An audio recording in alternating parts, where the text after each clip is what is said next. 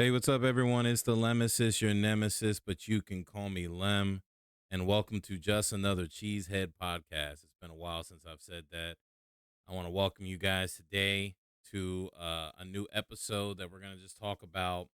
Should the Green Bay Packers make Jordan Love the highest paid player in the NFL? We're just going to have this conversation evolve.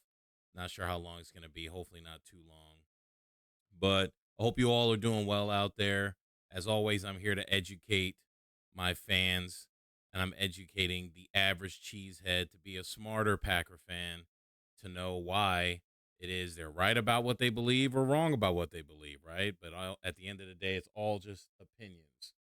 So, should Jordan Love be the highest paid player in the NFL, or should Jordan Love be one of the highest paid players in the NFL? I've addressed this before in the past, and my frank opinion, without looking at all the variables, is no. Now, the reason why I say my frank opinion is because clearly there are other variables that are involved in this conversation that I think people kind of overlook when we talk about the subject, because the people who disagree just use other variables and they just state those variables. So that's really the big difference in the disagreement, right? It doesn't really come down to what's factual, because if we just agree what's on the facts about the facts of the matter, most people, if not all people, would just agree on the same thing. But because we use different variables in our opinions, is the reason why we come to different conclusions. So one of the things I think needs to be said is, understanding the salary cap. Now, I know in the past I've done videos where there's some fools who've commented, assuming I don't understand the salary cap. And this is the reason for that misinterpretation. This is the reason for your misunderstanding of my opinion, because you think I don't understand the salary cap. So you assume my opinion is foolish, when really I understand the cap very clearly. But the underlying point that I'm making is that I think we need a change to the salary cap. I think we need a massive change to the NFL salary cap. And I'm here and willing to suggest that we just completely eliminate the salary cap 100%, because I think it's a ploy, and I want you to hear me out on this. I know we're talking about football, but I want to bring this up because, I'm a well rounded individual, and it's hard for me not to make certain connections and correlations like most human beings do. In this world that we live in, the world tries to paint a picture for us to view while they do things behind the scenes. And I think the NFL salary cap is a big example of this. The owners are making billions and billions of dollars. If you look at the NFL is like modern day gladiator league, right? Except for the fact that they're not getting maimed for nothing. They're getting maimed for something, right? They're putting their bodies out on the line, but the proportion of income that the players are getting in comparison to the owners is, in my opinion, disparaging. It's not even close. Now, if you do a little research, you'll find out very quickly, roughly, the owners are splitting about 48% of the revenue with the players. And that does not include the coaching staff for every team. So we can probably assume maybe 2% goes to the coaching staff, and then the owners take 50%. Now, the reason why this is a disparaging number is, one, if you look at the factors of, these players are the only reason why you watch NFL football. You're not watching it for the cheerleaders. You're not watching it for the attire. You're not watching it for the logos. You're watching it for the knit and grit and strength and talent of the players that they house in their stadiums. You're seeing the best of the best players. You're seeing the best of the best coaches. And the coaches, and most importantly, the players, make the league. And the reason why you can see that is because you can see a very similar production value in all of these other attempts to mimic the NFL, the XFL, the US, whatever it was, and throughout the years and years and years of other teams or other groups and organizations trying to mimic what the NFL has done. And the main reason why you don't watch is because you're not seeing the best of the best on display. You're not seeing great play. This is, I think, the biggest reason why there's some people who like college football and some people who don't like college football. I'm one of those people that don't like college football. I want to see the best of the best play. That's why you're not going to see me watch the XFL. I do believe the fans that, and I would love to see the stat on this, but I do believe the fans that probably watch a lot of the little ragtag bootleg football games, like you just love watching high school. It doesn't really matter. You might even like little kids, 5-year-olds running around watching football. If it just involves football, you love watching football. I'm not that type of person. I need to see the best on display. I need to see the fastest. I need to see the strongest. I need to see the most accurate and precise. I need to see incredible catches. I need to see talent that is beyond belief.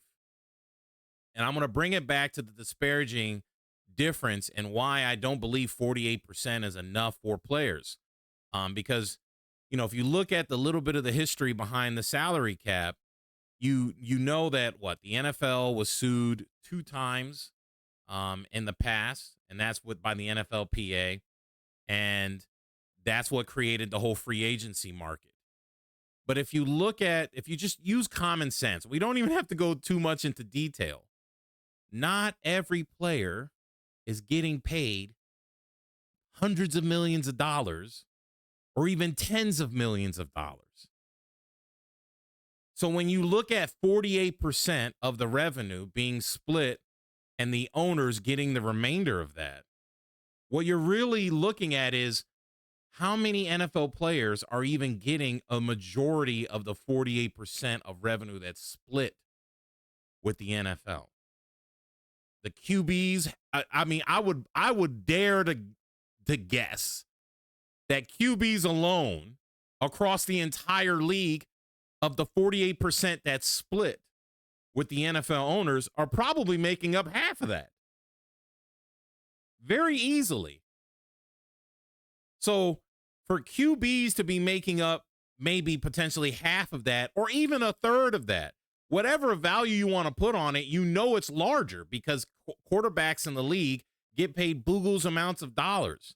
These guys are getting $50 million a year, $40 million a year, $30 million a year. And then you look at guys like offensive linemen and running backs. These dudes, and also quarterbacks are getting massive contracts over many years compared to other positions who aren't getting that big of a contract over many years and that dollar amount over many years, right? You're not seeing a lot of players besides quarterbacks that are making $25 million and up per year. If anything, you're seeing a lot of players that are talented in their position, like a cornerback or a wide receiver. But again, it's just a few guys when there are thousands of men in the league.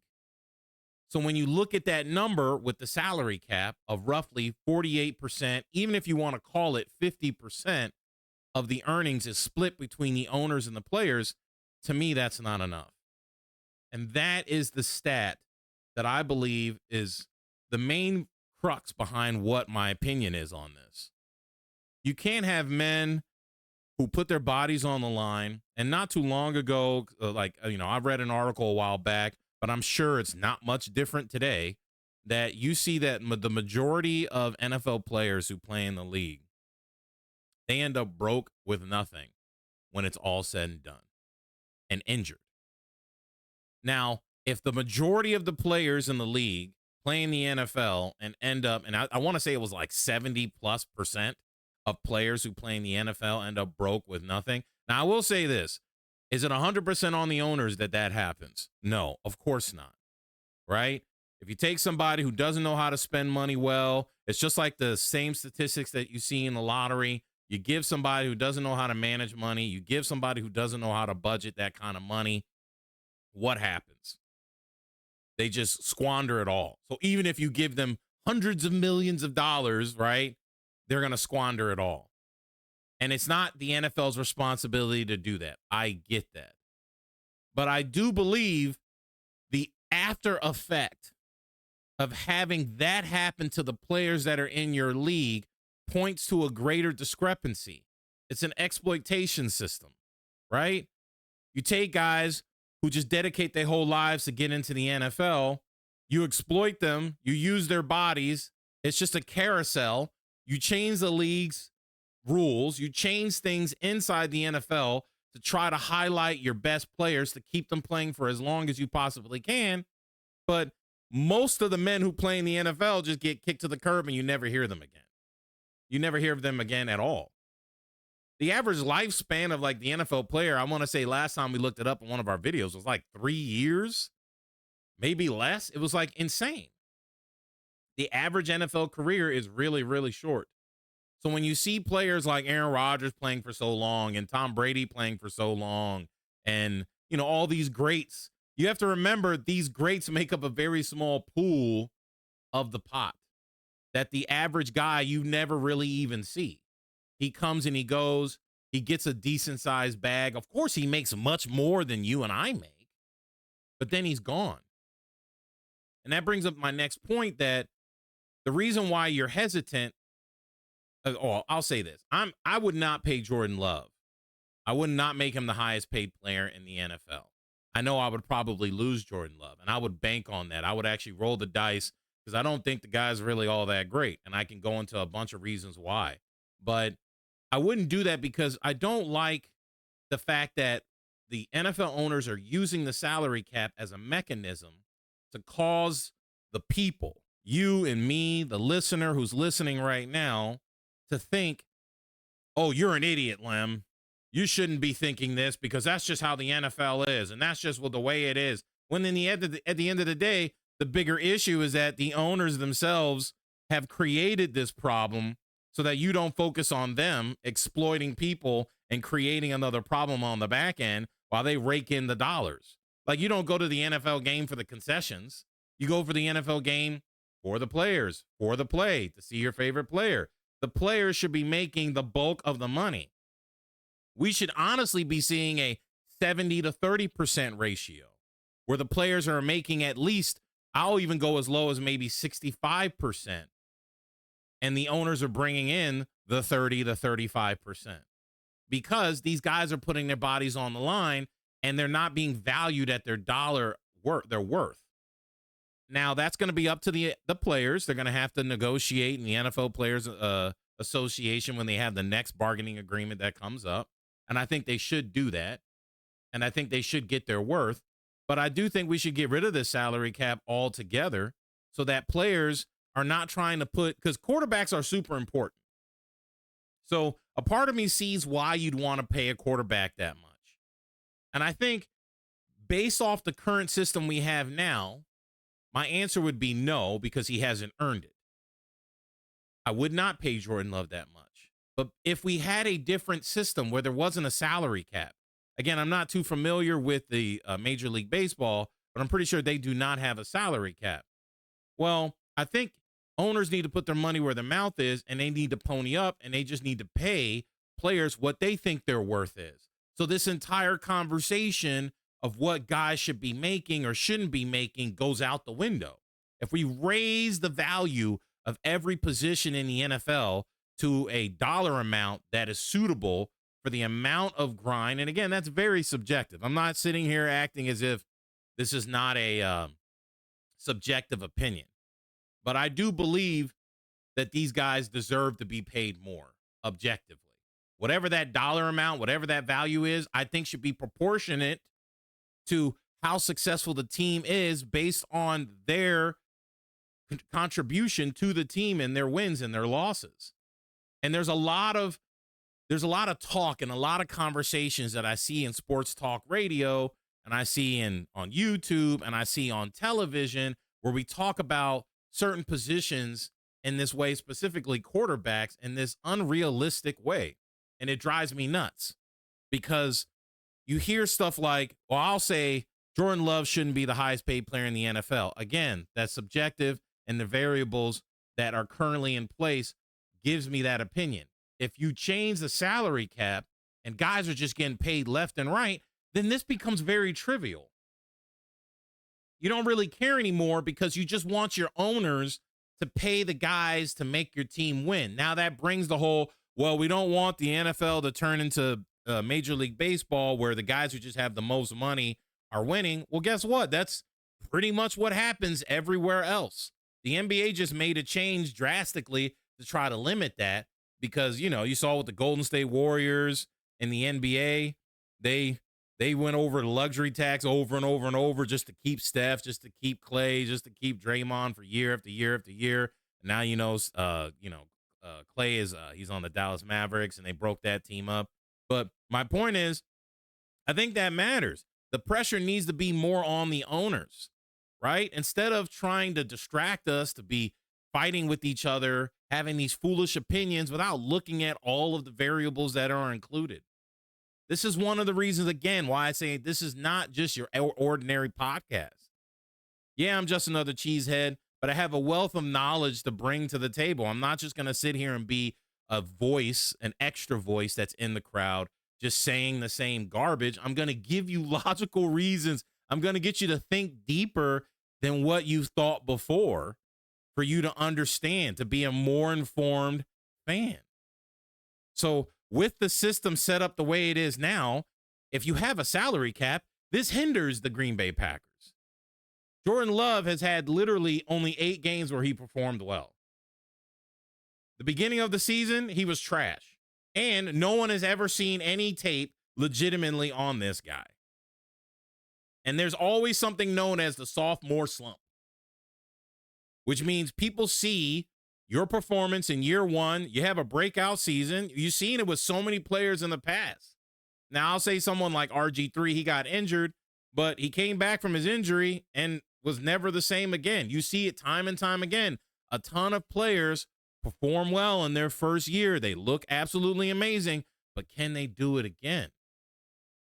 So from that perspective, because the salary cap can really hinder a team's progress, and you see 2 different types of teams, right? You see a team where, maybe 3. You see a team like the Chiefs where Patrick Mahomes is not taking too much money. He basically kind of did what like Tom Brady would do in the past so that there was enough money to go around to keep enough players in different positions to keep the team relevant.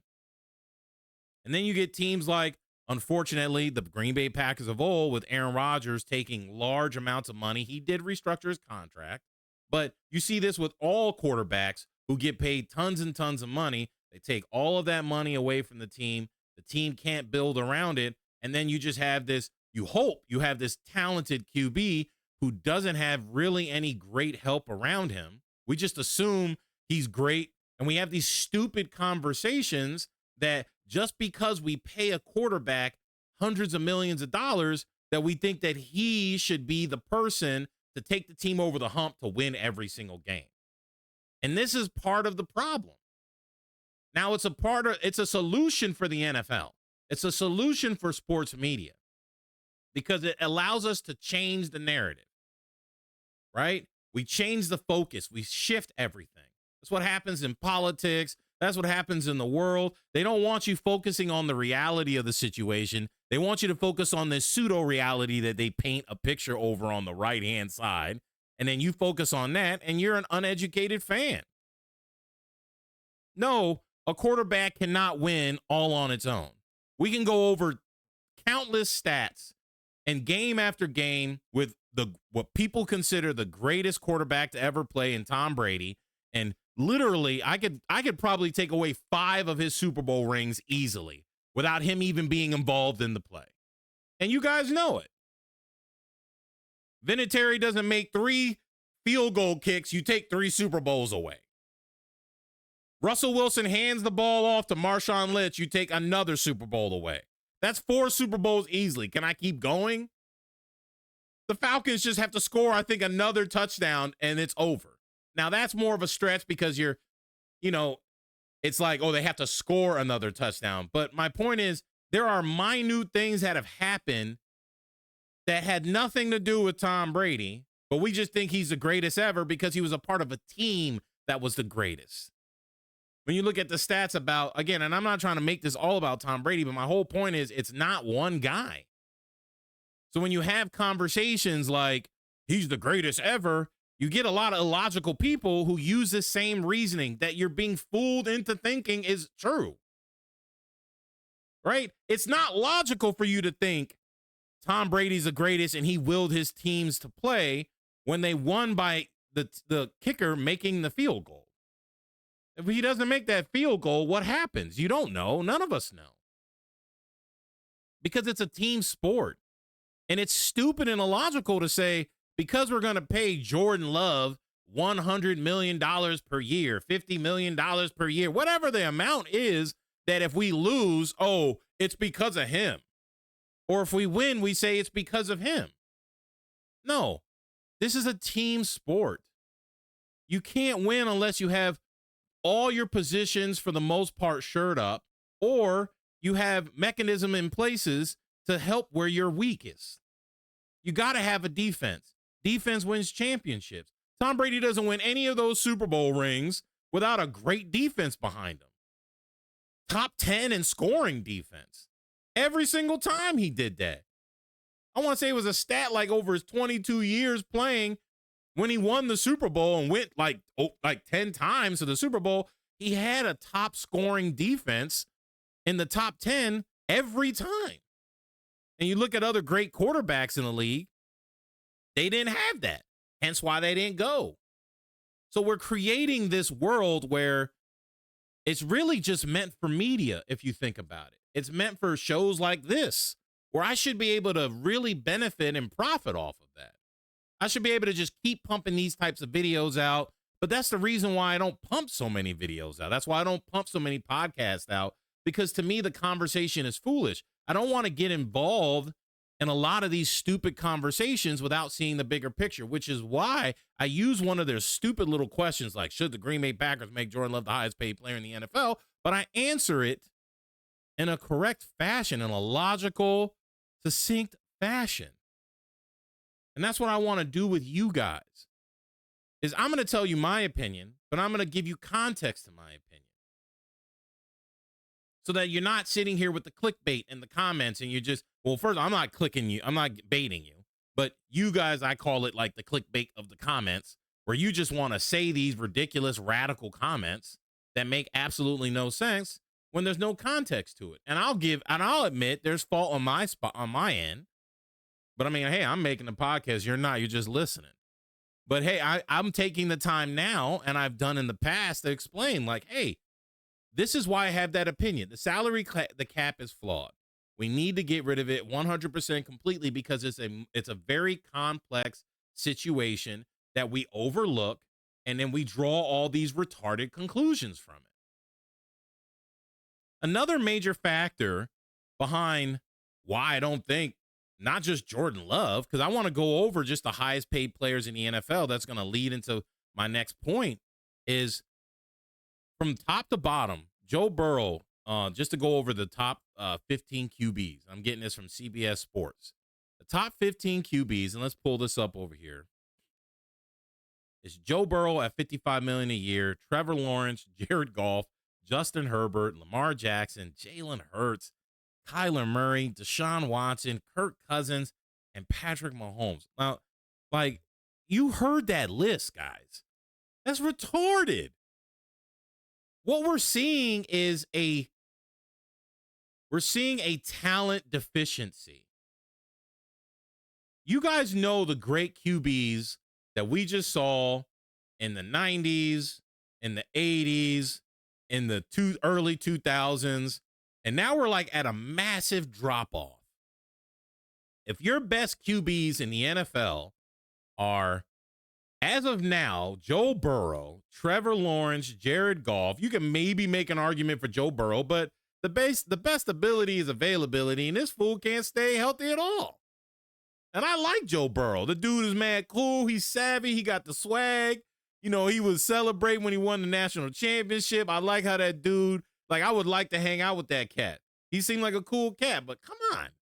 You can't stay healthy. You're over here trying to throw the ball and you injured your wrist and all this nonsense. I mean, the NFL is a tough sport, but you got to be on the field. But you got Trevor Lawrence and Jared Goff. Do y'all understand? I just said Trevor Lawrence's name after Joe Burrow. So the top guy is Joe, who can't stay healthy just because he took his team to the Super Bowl once, but didn't win. And then you got Trevor Lawrence, Jared Goff, and Justin Herbert. Bruh, and Lamar Jackson, who can't win, and Jalen Hurts, who was like, he had like a one hit. He was the vanilla ice of this guy was the vanilla ice. Just like Joe Burrow. He was the vanilla ice of the NFL, one hit wonder. Took his team to the Super Bowl, didn't do nothing. Kyler Murray, Deshaun Watson can't keep his hands to himself. You know, like, it don't make sense. Kirk Cousins coming off injury, but getting paid all this money. This dude's getting $45 million a year.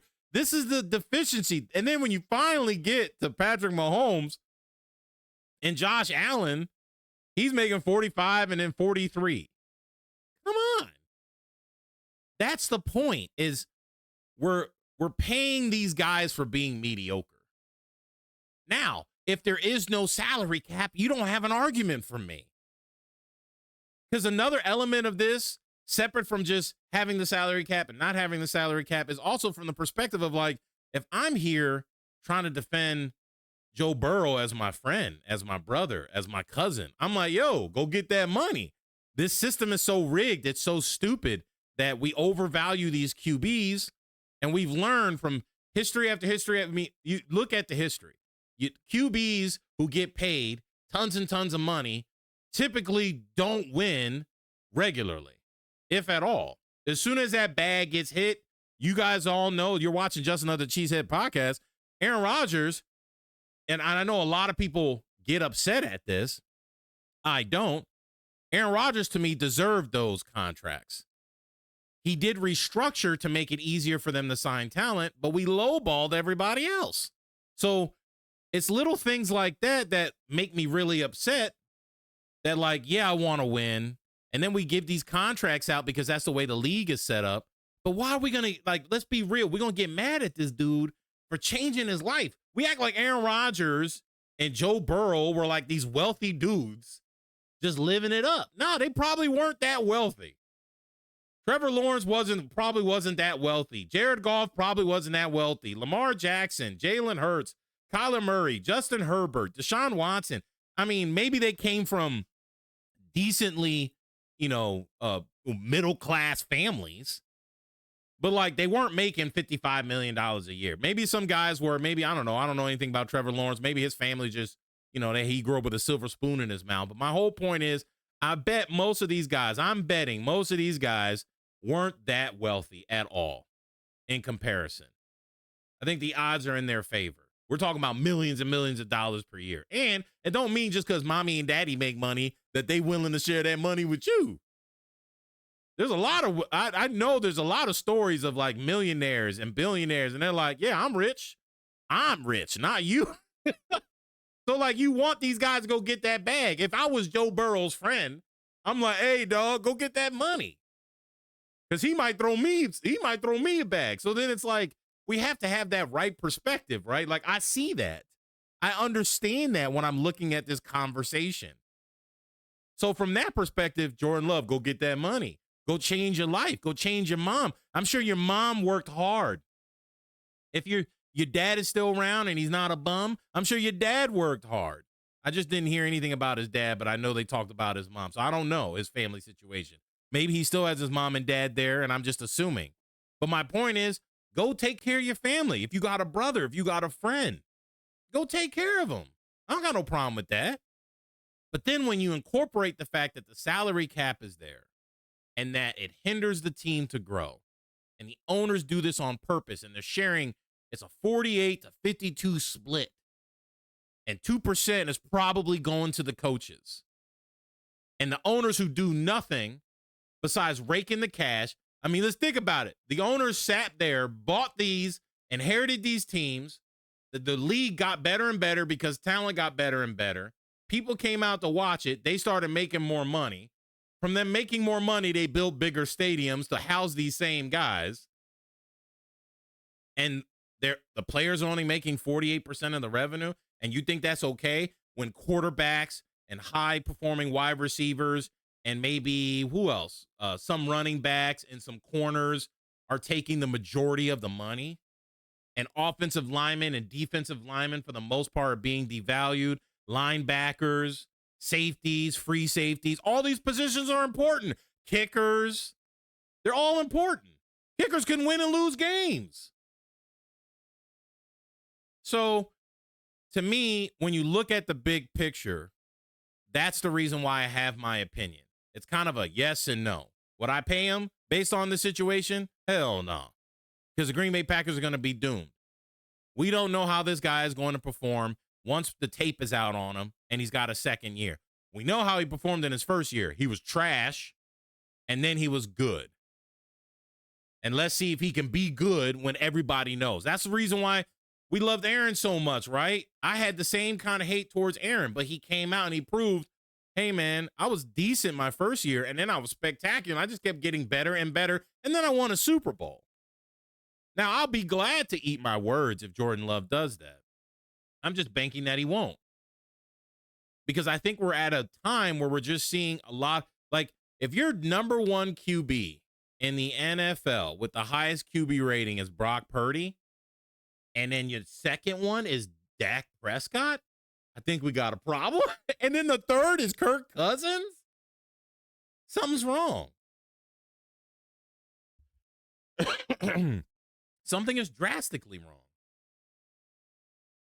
Brock Purdy had 113 rating, Dak Prescott at 105 and got bounced by Jordan Love. Like, you're just seeing poor talent. So I don't feel like we should be paying these guys with the current state of the salary cap just based off of we ain't got nobody else. So we just have to pay them. So I vote to get rid of the salary cap. And then we can stop these arguments. We can stop this nonsense where we're going back and forth with, yo, you don't know the salary cap. You don't understand how it works. This is how it's supposed to be. Blah, blah, blah. All that other garbage. Shut up. You're not paying attention to the big picture. You're that person who goes, oh, he's got 6 rings. He's got 7 rings. He's got 2 rings. So he's got to be better. No. You got to look at the details. You have to pay attention to it all. You can have a great player who plays any position on the field who would be great on a Super Bowl winning team, but he just so happened to get drafted at the spot that he got drafted at. He's on the trash team that he's on. He's got family in the location in the area. And at the end of the day, the variable of just looking at the man, the individual, like think about Devontae Adams leaving the Green Bay Packers and how they lowballed Devontae Adams. And he made the decision to go play with the Raiders. Why? Because of the relationship that he had with Derek Carr and his family growing up Raiders fans. Now, he grew up a Raiders fan. He wanted to play for that organization. Those things matter. Those things are factors. But then we take that information and we go, oh, Devontae Adams was going to leave Aaron Rodgers because Aaron Rodgers is washed up. He didn't have a great relationship with him and blah, blah, blah, all this other nonsense. We'll say stupid stuff like that over and over and over again. So it's just as dumb when you look at it on both sides. You don't have any news. So what do? You want to point out that Aaron Rodgers does drugs and mushrooms and he goes to Egypt because you don't got nothing else to talk about. Who cares about what this dude does in his personal life? I'm sure if we looked at every player in the NFL up until this point or in the NBA, they got some weird, funky stuff they've been doing. I think we know too much about our heroes. I think we know too much about our favorite players, our favorite celebrities. I think it was Tom Cruise who said it once, where he was like, and that guy's into Scientology, and that's part of the problem. I love Tom Cruise, but he's into some weird stuff that I'm like, bruh, 1, I don't understand. 2, I don't want to understand. 3, just do movies, dude. Like, nobody wants to see all this extracurricular activity you do. Unfortunately, it's the world that we live in today, and then I think it devalues what we're seeing on the field because we're seeing poor QB performances. This will be Aaron Rodgers, one of his last 2 years, probably, if he stays healthy.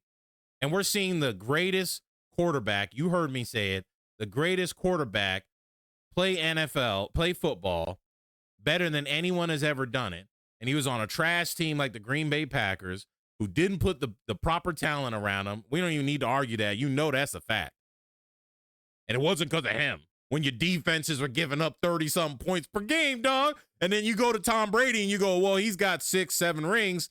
How many points his defenses were giving up in his wins? Oh, like 16, 17? compared to Aaron Rodgers' 30 plus. No wonder he has 7 rings. And you do the same thing for Drew Brees. You do the same thing for Peyton Manning. You do the same thing for Phillip Rivers. That's just what it is. It's a team sport. We know too much about our celebrities. We know too much about our favorite players. We're digging and diving into crap that doesn't matter, and we don't focus on all the details. Those things matter. I might get drafted as a San Francisco 49er, but like I want to play in Jacksonville because I grew up in Jacksonville and I love the Jaguars, so I might be trying to head to the Jaguars. That all matters. And all of this is just a ploy for you and me to bicker, to argue, to say all this nonsense, to insult each other, because it's gotten to a point where we can't even like be fun with it. It's just outrageous. We just say the most ridiculous things to each other just to disrespect each other, and it makes absolutely no sense. And I'm not here to try to talk this kumbaya shit. That's not what I'm about, but I'm here to talk about the facts and the reality of the matter. You can't dispute these things that are being said. You may still disagree, but you can't dispute. You may still think he belongs in the, you may think the 8 games he played is enough, and you have the right to think that. But I'm saying factually, we know 8 games isn't enough. 8 games of showing how good you are is not enough because it's proven that that second year matters. He's been in the league for 3 years, but have we seen him play for 2 whole years? So his second year matters. And it's a fact that when you see players like Brock Purdy and Dak Prescott, we know that their rating is 113. You're going to go, well, Aaron Rodgers had a year where he was 113 rating. Tom Brady had a year where he might have had a better QB rating. But we know when you watch Brock Purdy and you watch Dak Prescott, these guys are just the product of the league changing with the rules that have been going on. Ain't nobody in their right mind going to pick Brock Purdy and Dak Prescott over Tom Brady. They're not going to pick him over Aaron. They're not going to pick him over, many QBs. So my point is that you're seeing talent dissipating in the NFL. Maybe we're going to see C.J. Stroud. I have a lot of high hopes for a player like C.J. Stroud. He looked like he might be the real deal. I can't think of anybody else besides, of course, Patrick Mahomes, who stands out like that to me. I think we've seen enough of Justin Herbert to know that he's just, mid. Jared Goff is just on a better team. And remember, Jared Goff was on the team that went to the Super Bowl and played against the Patriots, and they lost 13-3 or 10-3. It was like something silly. But you see these guys. Brock Purdy, he's not good enough. That was the best chance you had last year. You're not going back. And then you're seeing Brandon Ayuk, who's trying to get extra money. These guys are just mid. Dak has always been mid. This league is favorable to the QB, so he's going to always put these amazing numbers up. But he makes mistakes. He throws picks when he's not supposed to throw the pick. That's why he's not elite. Kirk Cousins, same thing. He's just like the white version of Dak, man. Right? The team around him in Minnesota was good. And he's just not that guy. He just makes the mistakes and he throws the pick. Lamar, I'm not sure what's going on with Lamar. I'm going to be frank with you. I have no idea what's going on with Lamar. Lamar honestly should just be dominant. But for some reason, when you play in the big game, you just don't perform. And he's a dual threat. And maybe that old adage of just like, man, when you're a dual threat, you're a no threat. But then when you see players like C.J. Stroud, and then, of course, when you see Patrick Mahomes, who's like, 14 on this list, you're like, my goodness. So that's where I stand on this, not to drag it on any further. As always, like and subscribe if you're watching me on YouTube. If you're watching me on Twitch, hit me up with a follow. As always, this is just another Cheesehead podcast, just trying to educate you to be a better Packer fan.